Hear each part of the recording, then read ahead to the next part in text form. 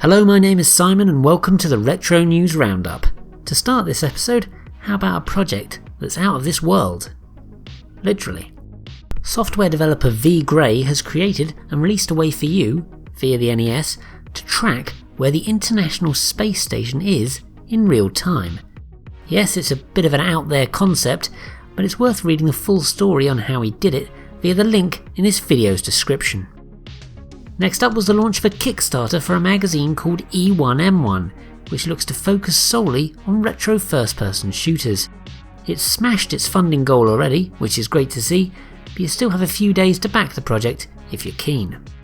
Another exciting piece of news was the announcement of a new tome from Bitmap Books, namely Game Boy, the box art collection, which is now available to pre-order for when it launches in December this year. I'll need for it to do an in-depth analysis of this work of art to make it worth my while though. The Switch had a busy month with a range of interesting retro releases. There was Super Mario 3D All-Stars, including 64, Sunshine and Galaxy, but also Samurai Showdown Neo Geo Collection. Then there was 3 Arcade Archive titles, Gemini Wing, Earth Defense Force and Burning Rubber, as well as 2 retro classic 2-in-1 collections. One including Heavy Barrel and Super Burger Time, the other Gate of Doom and Wizard Fire. Then Herzog's Way got released as the last Sega Ages port for the system, but the Switch wasn't done there, as 4 new games are now playable via the Nintendo Switch Online service. These are SNES titles Donkey Kong Country 2, The Peacekeepers and Mario's Super Picross, as well as NES game Special Cybernetic Attack Team. Don't spell that last one out as an acronym, kids.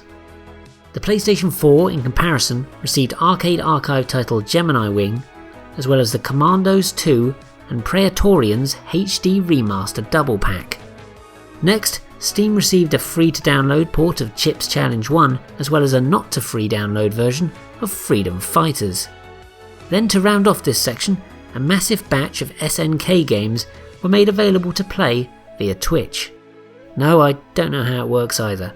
In any case, the ports included The King of Fighters 97, 98 and 2002, as well as The Last Blade 2, Samurai Showdown 5 Special and Garou, Mark of the Wolves. Not much for this section this month, other than the news that the production of the 3DS has officially been discontinued.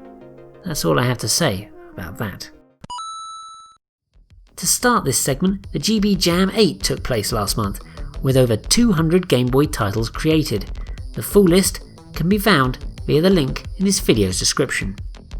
Moving on, there were 5 new Commodore 64 releases: Planet Balls, Freaky Fish, Quick War, Zeta Wing and Granny's Teeth 2020.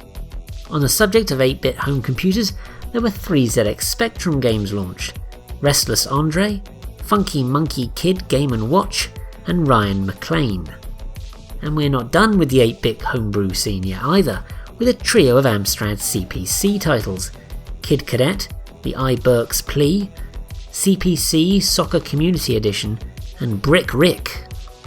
The Mega Drive also received the same number of games: Yazzie, Arcagis Revolution and Alter Ego Remastered. The Amiga got a pair of new releases too, Dodgy Rocks and Magica. Then to round off the new releases, Dizzy 2 Treasure Island Dizzy bumped onto the Commodore Plus 4 and USA Zombie Apocalypse shambled towards the Vectrex. And finally, the Wrecker WAD was released on the official console ports of Doom. To start this section, which is packed to the rafters, YouTuber Modern Vintage Gamer was sent a Turok 3 development ROM cartridge and placed it online. I've given a link to the full video about it in the description below. It's dynamite. Sorry. Next up, there was the discovery of a prototype version of Green Thang for the Amiga, an unfinished iteration of Lemmings for the Commodore Plus 4, and John Romero was sent a prototype cart of Doom for the 32X. That's a pretty mean thing to send someone, to be honest. Multiple prototypes of Atari Lynx titles were unearthed last month too, including for Wolfman, Cabal, GeoJoule and several others. None of them have been dumped online yet though. so watch this space. No, not that space. Yeah, that one. And finally, a prototype copy of Super Mario Bros. 3 was sold at auction last month for a whopping $31,200. It was actually made from a cartridge which originally housed a copy of Kid Icarus. 3 English language fan translations were completed last month, all for games on Nintendo systems. There was Hugo 2 for the Game Boy, Super Chinese World 2 on the SNES, and finally the N64's Haru Karunawa Augusta Masters 98. That's all for this episode then, but thanks so much for watching. Your support is massively appreciated. So please don't forget to like, comment, share, subscribe, and please do stay safe. I'll see you again very soon. The J.C. Denton, in the flesh.